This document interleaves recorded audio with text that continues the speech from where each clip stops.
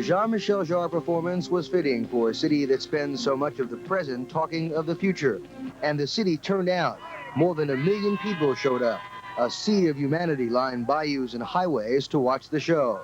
But the musical extravaganza turned into a traffic nightmare after the performance. It took hours for some to make it home. Houstonians had abandoned their cars all over the freeways as the fireworks and lasers engulfed downtown Houston. After the show was over, it took us approximately like 2.5 hours to clear downtown, to get where you could drive down the streets and open up all the barricades. Amazingly enough, we didn't have any problems. There wasn't any major stores that was vandalized. We didn't have too many traffic accidents, and everything went pretty much accordingly to plan. This morning, it was obvious there had been a party here, and a big one. Beer bottles and food was everywhere. Some likened the banks of Buffalo Bayou to the streets of New York City after a ticker tape parade. Across from the Meridian Hotel, workers were dismantling the stage, the replica of downtown, and equipment was being loaded up for the trip back home to France. The job of taking Rendezvous Houston apart could be finished by Monday morning. It may take a couple of days for the banks of Buffalo Bayou to look the same again. After all, there was a sea of humanity here last night. But Houston's downtown skyline, we may never look at it the same again. Wayne Dolcefino, Eyewitness News, Buffalo Bayou. Show the bank.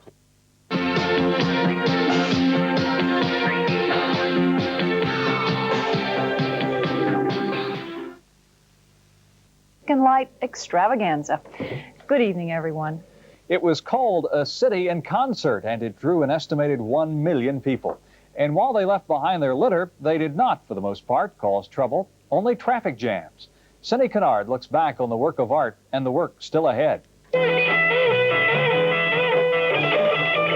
The music played, but the audience of Saturday night was replaced this Sunday by $12 an hour city cleanup crews. It's really bad. It's worse than last year. The park department had only 30 workers on the job today, a bit of a problem, said one official. We didn't really expect as many people down as we wound up with. I don't know what the final estimate was. I think probably around 1 million people. For the crowd it drew, the concert was relatively problem-free. Police say there were no major incidents, just traffic, which caused gridlock on many city streets and highways. Concert promoters estimate the event will cost close to $5 million. Some money coming from a record sponsor, some from advance record sales, some from the Houston taxpayers' pockets. The city came through with services, the HPD, the health department, the fire department, the public works, of course the parks. And what did the maestro think of his music? Jean Michel Jarre was happy with his performance, but the lasers could have been even more spectacular if we had a different weather. But the weather, because the clouds were rather low, but the clouds rather low helped us a lot for the lighting. So you see, it's always a question of balance. You can't get everything. But, Jarre will leave Houston, headed for meetings in New York and Los Angeles to plan possible concerts there. As for downtown Houston, the cleanup continues. The Houston Festival runs for another week. Cindy Kennard, 11 News. Joining us tonight is about that spectacular performance by French artist Jean Michel Jarre. About 1 million people turned out for the event last night, complete with fireworks and a laser show. It was called Rendezvous Houston, a city in concert. It was part of the Houston Festival and billed as a once-in-a-lifetime event. It was in true Texas tradition, extravagant. The star of the show and the one who brought it all to town, at least put it all together, is with us tonight live from downtown, Jean Michel Jarre. Welcome, sir. Thank you. The first question that comes to my mind is how could you possibly top what you did last night? I'm still wondering since yesterday. I've been really touched by the response of the Houstonians. I think it's really unique, and the fact that the crowd came along before the show, stayed during the show, and then disappeared very calmly with a lot of class. Now, you had a turnout of about 1 million people, all for free, of course, and a lot of folks are wondering how was all of that paid for? I understand you donated some of your own money. No, actually, the city of Houston helped a lot to put this project together. And a lot of various people, and mainly also the record company, and from lot of different people risked a lot in this show, and it was a success, so everything's fine. Well, congratulations to you. And final question from me is, did it turn out the way you anticipated? Yes, I couldn't be more happy. I couldn't be happier. Look at that. I'm discovering these images for the first time, actually, because I was in the middle of this spectacular things I'm discovering at the same time as the audience. Well, it was fantastic. We thank you for bringing it to the U.S. and especially to Houston. Thank you very much to welcome me. And thank you for joining us, too. Well, because of the performance, traffic was a monumental mess downtown. It came to a virtual standstill on all freeways leading into downtown.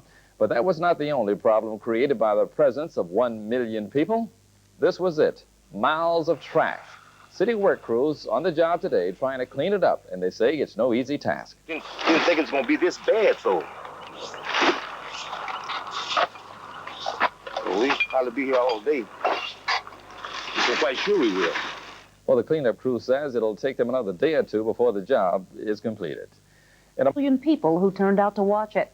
But today it was more like a rendezvous with debris for those workers who had to clean up after the huge crowds, as Wayne Del Trofino describes. Sound, laser, and light show Rendezvous Houston turned Houston's skyline into a stage, the city's skyscrapers the actors.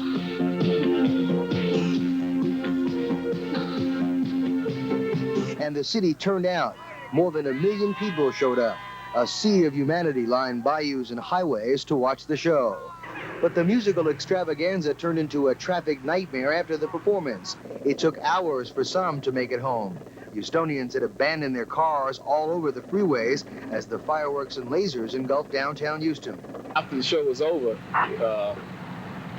it took us approximately like 2.5 hours to clear downtown, to get where you could drive down the streets and open up all the barricades. Amazingly enough, we didn't have any problems. There wasn't any major stores that was vandalized. We didn't have too many traffic accidents, and everything went pretty much accordingly to plan. This morning, it was obvious there had been a party here, and a big one. Beer bottles and food was everywhere. Some likened the banks of Buffalo Bayou to the streets of New York City after a ticker tape parade. Across from the Meridian Hotel, workers were dismantling the stage, the replica of downtown, and equipment was being loaded up for the trip back home to France. The job of taking Rendezvous Houston apart could be finished by Monday morning. It may take a couple of days for the banks of Buffalo Bayou to look the same again. After all, there was a sea of humanity here last night. But Houston's downtown skyline, we may never look at it the same again. Wayne Del Trofino, Eyewitness News, Buffalo Bayou. He was not well known in this country before last night's show, although he has sold millions of records worldwide and attracted millions of fans at other giant concerts in Paris and China. Tonight, Leslie Brinkley talked with Jarre about his latest multimedia marvel. It was some enchanted evening. The downtown skyline was really like a gigantic pinball machine yesterday. Suddenly we were 1 million kids all together, playing with lights and sounds, and it was magnificent. I mean, I enjoyed it a lot. And so did the million who witnessed this skyline spectacle. They will remember the show. The show's creator will remember them. What memory specifically will you take with you? I mean, we remember the Houstonians, first of all. And I've been really moved by the response of the audience.